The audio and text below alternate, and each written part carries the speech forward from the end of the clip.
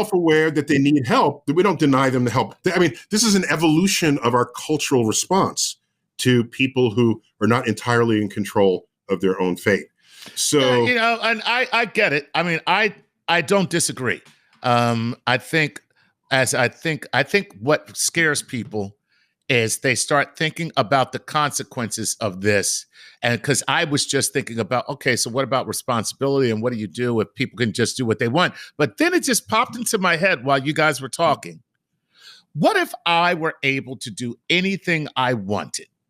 Anything. If you told me I can go out and do anything I want with no consequence, what would I change? And the truth is, very, very little.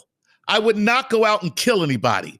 I would not start doing drugs. I'd pretty much still be the exact same person I am right now, even if you gave me the ability to do anything that I wanted. It wouldn't lead me down this path of, and now I'm just going to become the most decadent, most evil, baboon-like person that I can possibly become. I mean, like the laws were the only thing preventing you from committing crime. It's not just the laws. It's my place in society. It's my commitment to being a citizen. It's all these other things that make me me. Okay, so Robert, we can split the kingdom here by saying there are forces that are societal and cultural, and then there are forces that are purely biological and physiological. And yes, there's overlap. I get it. But if we're going to prevent religious factions from killing each other, I refuse to think that that's biological. This is a trained thing from birth, where your religion is better than someone else's religion, and they're the wrong religion. And so there's a kind of a brainwashing there in not accepting the diversity of what exists around us. So maybe if we can't change the biology, we can change the culture. How far will that get us in a world with no free will? It's going to make a spectacular place to live in about 600 years. It's going to be long. It's a long. First off, I'm obliged, or I have to give up my pedantry license to say, oh, Neil, that's a false dichotomy between culture and bio. It's one and the same. Like your mother was from a collectivist culture versus an individual. No, I say there's overlap. There's overlap, of course. I'm not denying that. But what I'm saying is, what has to happen in this world if we cannot change our physiology to make it safer for us all and more of a utopia that you have imagined? Change the educational system? Let everybody free from the prison system? No, of course not. Of course not. You can't have dangerous people running around, but we've figured out ways to deal with dangerous people who are damaging for reasons out of their control and to protect society from them. Here's a great example. Your kid is sneezing.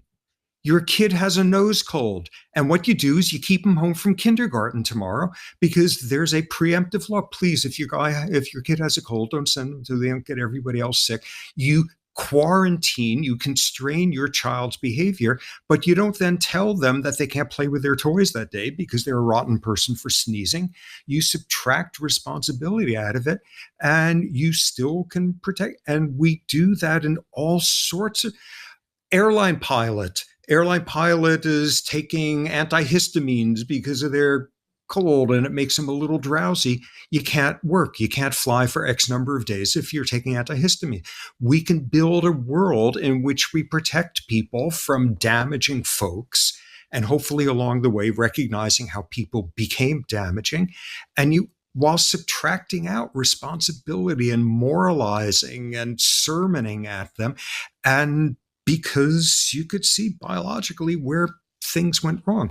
And you can see where culture comes in. Okay, so like great example, the schizophrenia thing. People started figuring out in the 1950s, scientists, that schizophrenia wasn't caused by bad mothering. It was caused by neurochemistry. And it had zero impact on psychiatry and family members of people with schizophrenia. It had no impact at all until something amazing happened in the 1980s. Phil Donahue was the Oprah of the time, who turned out he had a relative with schizophrenia, and he invited on the this talk show host. Phil Donahue, very persuasive biological psychiatrist who did something amazing. He held up some of the first brain scans that were just being published at the time, showing structurally there's differences in the brains of people with schizophrenia. And whoa, look, you can look at the picture of it. And that was the transformative moment. So you could say, okay, so why do we have a culture where it took someone like Phil Donahue to have us rethink this? Why do we have a culture where it takes Caitlyn Jenner appearing on the cover of whatever magazine that was for people to say, oh, this trans stuff, sometimes people just feel like they're a different sex than what their biology, and that why'd we wind up being that kind of culture? Why'd we wind up having a culture in which, certain values are glorified and in other cultures exactly the opposite? How were you raised? Depending on what culture, is a difference in how many seconds on the average you would cry before your mother would pick you up. Were they training you to be tough, or were they training you to feel safe? And just each time that happened, your brain got constructed a little bit differently. And at each one of these steps, it goes on like that. And how do you, what makes somebody an ex-white supremacist? What went into that? All of these things can change. And the cultural changes and the biological changes are totally intertwined. And what we're getting at here is the worst conclusion to come out of this with is, oh, there's no free will. Nothing can change. Things change enormously. All you have to do is understand where the buttons are and where the levers are and where the irrationality is and where the post hoc rationalizations are to explain something that in fact was a pure gut instinct and makes no sense at all. And how did people get that way? And how do you get people that way to stop being that way? And just to be clear, a post hoc explanation is you see something happen and you after the fact account for why it happened without real evidence for what actually caused it. And so you have a post hoc accounting.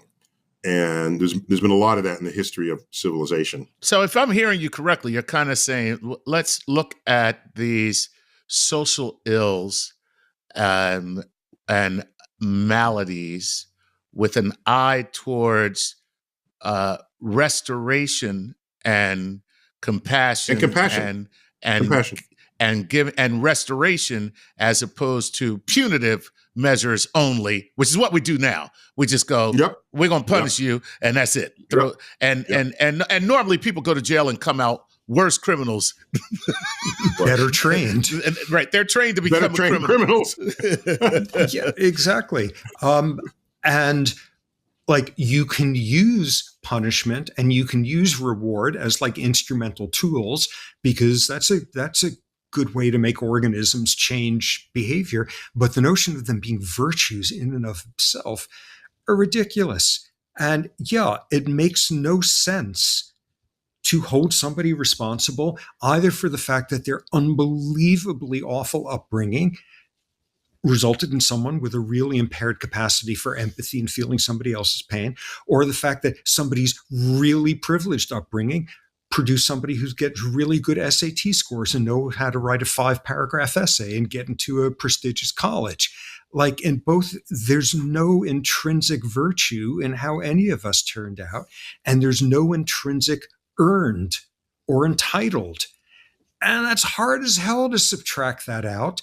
And what I've seen is, that's really scary in terms of saying, oh, what are we going to have criminals running around in the street, and what do we do with criminal justice? It's going to be a lot harder for people like us to instead say, oh, I actually haven't earned anything with my work ethic. I actually haven't earned anything with my good SAT scores or my corner office or my amazing salary. It's going to be much harder to undo the meritocracy end of it, because anyone who's sitting and listening to ridiculous stuff about cosmology and stuff, they're one of the lucky ones. They learned how to read. They're probably not homeless. We're the lucky ones. And if there being no free will means, bummer, my CV maybe isn't as impressive as I used to think it was and doesn't indicate I'm a much better human than average. And we're the ones who we're in the subset where we are treated better than average in society. Like when they come up with a vaccine. Say, well, I worked hard for this. I worked. Exactly. You had that roommate who no doubt went out and got falling down drunk that Saturday night, and you studied instead, and you earned this. And yeah, you learned something different. Your brain did gratification postponement differently because of this, that, and the other thing. Here's something I do tell people. People say, how'd you write so many books? My answer is, I probably watched less football than you do.